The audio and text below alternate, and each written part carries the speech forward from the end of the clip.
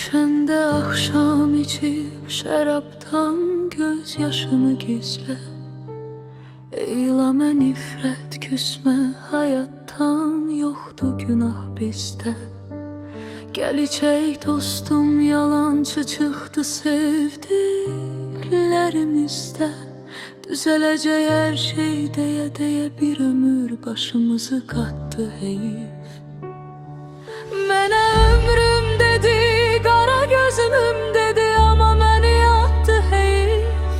Dedilər unut onu, yox bu yolun sonu, ağlına batdı heyif.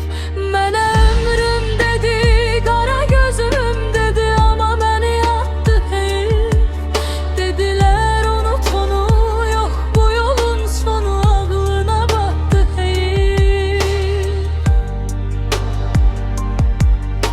Tapıb gətirdim hər nə istədi, yarım açmamış ağzım.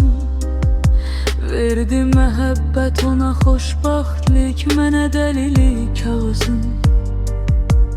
Dərdim onun məni seçməməyi deyil, dərbim odur o qızım.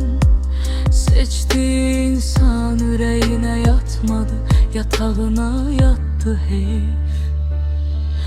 Mənə hayatım dedi, getməyəcəm dedi, amma məni attı heyif.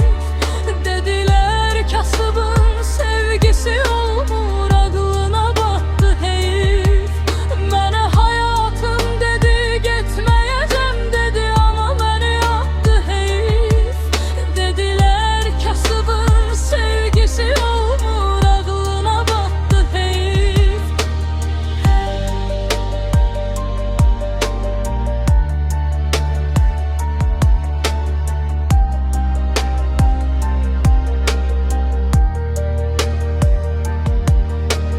Halıma gülmə, gözlərim zəif, səni gəzə-gəzə oldu. Saçlarım ağardı, əllərim əsir, bu da təzə-təzə oldu. Canımı bu dünya sıxdı ömür boyu, amma möcüzə oldu. Ürəyim əzilsə də içindəki adam sağ-salamatdır heyif.